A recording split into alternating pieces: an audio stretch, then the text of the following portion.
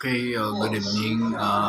Maulap po ang Pilipinas. Alam ko may mga pagulan-ulan na sa mga area. So, yung bagyo natin nandoon, ano na siya, super tropical storm, no? So, inihila niya. So, yan. May mga pagulan-ulan yun. Yan. Dito sa Pilipinas. Madabao, Mabisayas, at saka Luzon. Dahil doon ay nahatak.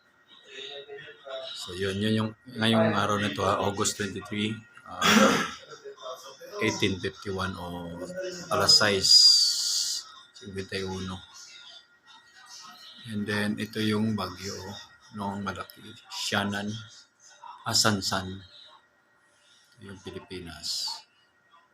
Okay, tingnan nyo, umiikot yung hinihila, kaya may mga pagulan-ulan. Mindanao, Visayas, saka Luzon. Ngayong gabi, malakas mga pag-uulan dahil dyan. So sa mga nakarang video, makita nyo naman na clear ang sky ngayon. Hindi na yan clear. May pula-pula, malakas na ulan yan.